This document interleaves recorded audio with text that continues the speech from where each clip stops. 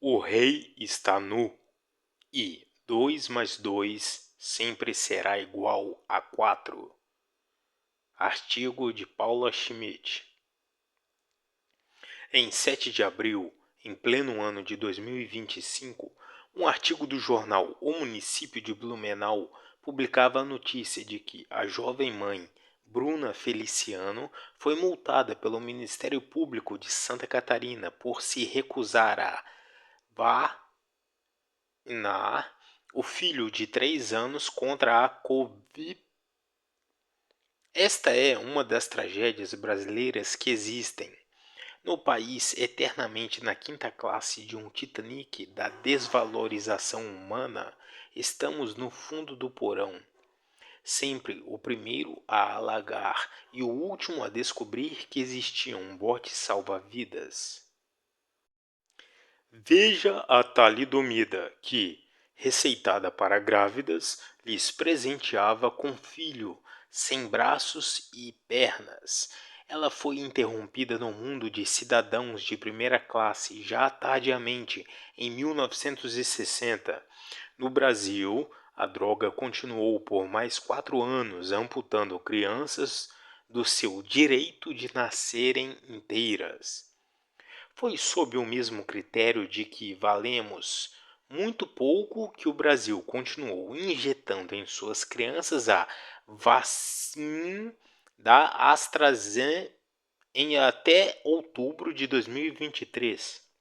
Cerca de 910 dias depois que este produto nocivo foi suspenso em quase toda a Europa, inclusive no seu país de origem, a Inglaterra, como mostro aqui e aqui nestes links.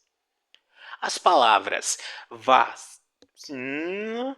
e contra do primeiro parágrafo só posso escrever com aspas, obviamente porque sou racionalista e desafeita a cultos.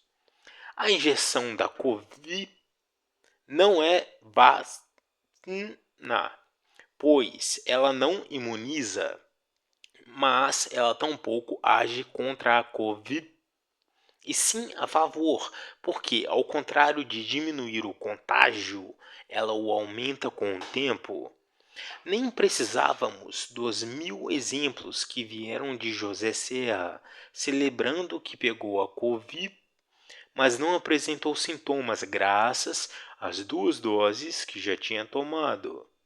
É para chorar, leitor, não para rir. O caso de Marina Silva é ainda mais, digamos, fascinante. Em junho de 2022, a equipe de Marina anunciou em sua página oficial no X que, abre aspas, Marina testou positivo pela primeira vez para a Covid e hoje os seus próximos compromissos estão suspensos. Ela tomou as 3 doses da vacina, tem sintomas leves e cumpre o isolamento em São Paulo, fecha aspas. Mas o mundo mágico de quem não liga Lé com Cré não pararia ali.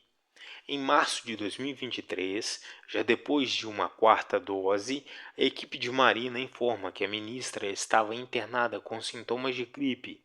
Abre aspas. Testes para Covid e dengue deram negativo. Fecha aspas. Que alívio, Marina! Mas o alívio durou menos que um sistema imune cansado de produzir o próprio patógeno que terá que atacar.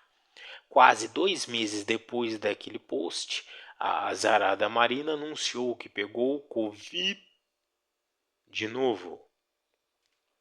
Para fechar a cartela do bingo mais estúpido já inventado, Marina voltou a contrair a Covid em 2024, como anunciou em suas redes, dessa vez sem especificar o número de doses. Marina, sem querer, falou o óbvio. Estava em isolamento para evitar o contágio, depois de incontáveis doses de pouco mais necessário para entender que estamos lidando com um culto de fanáticos completamente imunes à razão. Aliás, essa imunidade à vacina de fato, ajuda. Quanto mais doses e mais erros, mais o vacinado está imune à realidade, porque admitir a realidade é geralmente admitir que foi enganado ou que é um idiota completo. Quem diz que essas pessoas são idiotas não sou eu, ou não apenas eu, é a ciência. Mas mesmo quem não entende nada de ciência, certamente entende que quem diz uma coisa e faz outra, geralmente acredita mais no que faz. E mais, geralmente ainda duvida do que diz. No governo Lula, podemos presumir que tem muita gente bem informada sobre a vacina, já que eles se sentem no direito, no dever moral de obrigar a vacina no filho dos outros. É nessa hora que o miojo cerebral da testemunha de Jeovax dá um nó, porque, como revelou a reportagem investigativa do Metrópolis, ao menos 14 ministros de Lula deixaram de tomar as doses recomendadas, inclusive sua autoridade máxima, a ex-ministra da da Saúde. Esse é o tipo de heurística, de atalho mental, que revela mais do que qualquer estudo. Se quem está empurrando a vacina não está ele próprio tomando, nada mais é preciso dizer sobre a insegurança desse produto, seus riscos e sua ineficácia. Como qualquer pessoa inteligente sabe, não siga o conselho do que alguém diz, siga o que ele faz. E não foram só os ministros de Lula que não tomaram as doses recomendadas por eles próprios. Além desses 14, eu tenho em mãos cópias de vários certificados de vacinas de pessoas que pregaram vacina aos outros, enquanto elas mesmas tomaram um total de 0 dose. Zero. Um desses é um dos maiores infectologistas do Brasil, que depois de ficar sabendo do vazamento do seu certificado, conseguiu inserir no SUS 5 doses milagrosamente adicionadas no espaço de pouco mais de um mês. Gleisi Hoffmann conseguiu a mesma proeza, segundo a reportagem do jornalista David Agape, publicada no A Investigação. A ministra de Relações Institucionais cometeu a impossibilidade de ter 10 doses no cartão de vacinação, quando o total de doses da época era quase metade desse número. A estranheza e proximidade das datas também indicam que Gleisi exagerou na dose que não tomou.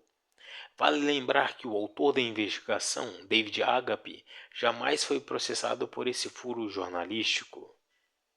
A Lancet já mostrou a realidade com estudo, conduzido na Suécia, publicado em fevereiro de 2022, como mostra o gráfico que até cultistas fanáticos com o cérebro tomado de proteína spike conseguem entender. A curva vermelha da suposta proteção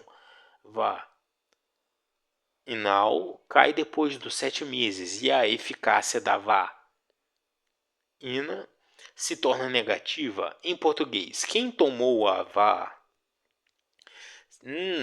tem mais chance de contrair a doença e transmiti-la do que quem não a tomou. Fascinante esse culto, fascinante demais. Assim também é com a da gripe. Estudo recente, ainda não revisado por pares, publicado pela prestigiada Cleveland Clinic, que analisou dados de 53.402 dos seus funcionários, mostra que quem mais se vacinou contra a gripe mais foi contaminado com ela. Aqui o link para o estudo inteiro. Só um culto perigoso sobrevive com esse tipo de incongruência. A subjugação da razão e a aceitação subbovina da irracionalidade são duas coisas que me assustam mais do que o calculismo frio e assassino fomentado por bilhões do dinheiro público. Mas até as testemunhas de Jeová deveriam conseguir entender algumas coisas. Se os seus olhos não enxergam a incidência absurda de mortes em campos de futebol e quadras esportivas do mundo inteiro, ou os falecimentos por ataque cardíaco e AVC em jovens e crianças, nada mais o fará. Não adianta explicar para eles que a da Pfizer contém partes do SV40, o vírus símio promotor de tumores, como mostrei aqui. Um dos primeiros cientistas a alertar sobre a presença do vírus símio na VA foi Kevin McKenna, que certamente entende de engenharia e mapeamento genéticos, já que ele é apenas o pesquisador-chefe do grupo Genoma, do projeto Genoma, de sequenciamento de código genético humano organizado pela MIT, Massachusetts Institute of Technology. Diante de notícias da insanidade hitleriana que acomete cantos menos inteligentes do Ministério Público e retira crianças dos pais que se recusam a mentir para si mesmos e preferem a cadeia a arriscar a vida do filho, amigos desesperados me contaram que iriam passar a mentir para os agentes da Gestapo. Abre aspas. Meus filhos tomaram todas as doses. Fecha aspas. Seria essa a resposta padrão em escolas, postos de saúde e conversas informais com integrantes da seita da vacina. É compreensível que eles ajam assim. O caso de Bruna Feliciano, citado no início desse artigo, é só um entre centenas de pais e mães perseguidos por saberem mais e terem mais coragem.